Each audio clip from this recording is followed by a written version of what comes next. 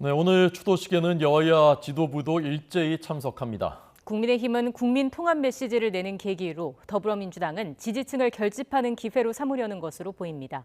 국회 취재기자 연결하겠습니다. 백종규 기자. 네, 국회입니다. 네, 노 전 대통령 추도식에 참석하는 여야 지도부 각각의 정치적 셈법을 갖는 모습이죠. 네, 여권에서는 이준석 국민의힘 대표와 권성동 원내대표 등이 봉하마을을 찾습니다.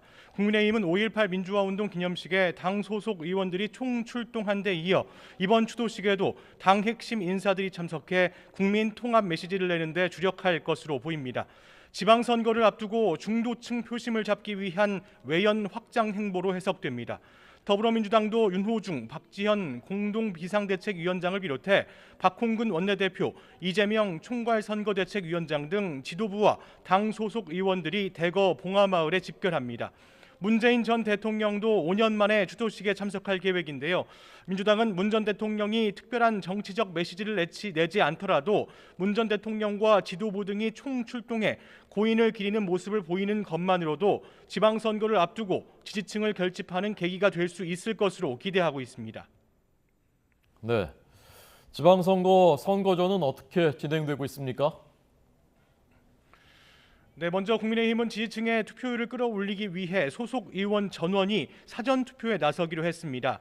자체 투표율이 낮을 경우 조직력에서 우위를 점한 민주당이 유리할 것이라는 판단 때문입니다. 더불어민주당도 지지층 결집에 주력하고 있습니다.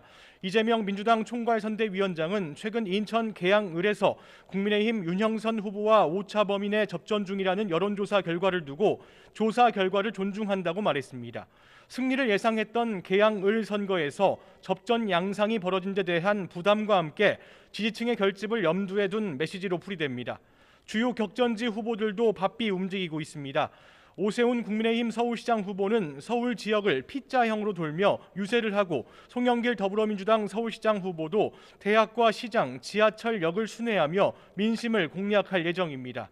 최대 승부처인 경기지사 후보들은 오늘 저녁 지상파 3사가 진행하는 경기도지사 후보 토론회에 참석할 예정입니다.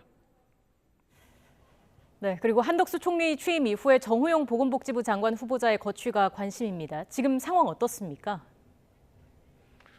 네, 먼저 윤석열 대통령은 오늘 출근길에 정호영 보건복지부 장관 후보자 거취와 관련해 입장을 밝혔는데요. 이르면 오늘 자진 사퇴 관측이 나오는 가운데 조금 더 시간이 필요할 것 같다고 말했습니다. 정호영 장관 후보자 임명 여부 결정하셨습니까? 글쎄 시간이 조금 더 필요한 것 같습니다. 다만 국민의힘 권성동 원내대표는 오늘 기자들과 만나 정 후보자를 장관으로 임명하는 것은 곤란하다는 의견을 대통령실에 전달했다고 설명했습니다. 당내 중심 및 또 다수의 의원들로부터 의견을 청취한 결과 그 정호영 후보자가 자를 장관으로 임명하는 것은 곤란하지 않냐, 거기에 대해서는 반대하는 의견이 많았다는 점만 말씀드리겠습니다. 시간이 필요하다는 윤석열 대통령, 또 장관 임명은 곤란하다는 권성동 원내대표 사이 미묘한 시각차가 느껴지기도 하는데요. 더불어민주당은 정 후보자에 대해 이미 국민이 낙마시킨 카드라며 윤 대통령이 정 후보자를 임명하건 안 하건 자체적으로 결정할 문제이고 평가는 국민이 할 것이라며 압박 수위를 높였습니다. 네, 이 인사 문제 말고도 전국에 쟁점들이 또 여러 개가 있다면서요? 네, 제일 큰 문제는 국회 후반기 원구성 협상입니다.